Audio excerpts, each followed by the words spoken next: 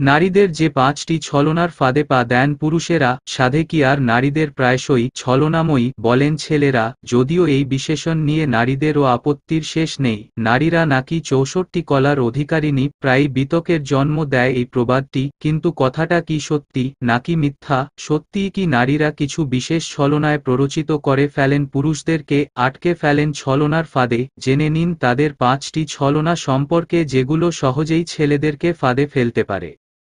চোখের জল। নারীরা খুব সহজেই একজন পুরুষকে ফাঁদে ফেলতে পারে। কিভাবে? চোখের ২ ফোঁটা জলই একজন পুরুষকে ফাঁদে ফেলার জন্য যথেষ্ট। এক্ষেত্রে তেমন কোনো কষ্ট ছাড়াই যে কোনো কাজে পটিয়ে ফেলা যায় একজন পুরুষকে। কেন?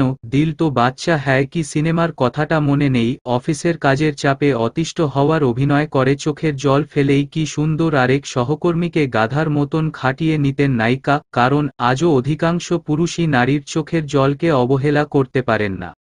ইমোশনাল অত্যাচার। সাধে কি আর গানটি লেখা হয়েছিল ইমোশনাল অত্যাচার করে একজন নারী খুব সহজেই একজন পুরুষকে পটিয়ে ফেলতে পারে। একবার ইমোশনাল অত্যাচারের শিকার হলে ভালোমন্দ বিচার করার ক্ষমতা অনেক পুরুষই হারিয়ে ফেলে, বরং সবকিছুর জন্য নিজেকেই দোষী মনে হবে আর সেই দোষ থেকে মুক্তি পেতে অনেক কিছুই করতে প্ররোচিত হন।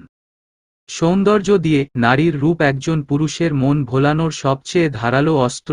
সুন্দরী নারীর রূপে মোহিত হন না এমন বুকের পাটা জন পুরুষের রয়েছে। একজন সুন্দরী নারীর আবেদন অগ্রাহ্য করার মতো মানসিক শক্তি খুব কম পুরুষেরই আছে। তাই সুন্দরী নারীরা খুব সহজেই পুরুষদেরকে ফাঁদে ফেলতে পারে। বলতে গেলে পুরুষ নিজে গিয়ে ধরা দেয় সৌন্দর্যের ফাঁদে। রেধেছি যত না। ঠাট্টা করে অনেকে বলেন পুরুষের মনের রাস্তা নাকি তার পেট হয়ে যায়, আর পুরুষের মন জেতার সবচেয়ে সহজ উপায় হলো সুস্বাদু রান্না করে খাওয়ানো। একজন নারী যদি নিজের হাতে রান্না করা জিভে জল আনা খাবার খাইয়ে একজন পুরুষকে পটাতে চায়, তাহলে সেটা ফেরানোর সাধ্য খুব কম পুরুষেরই আছে।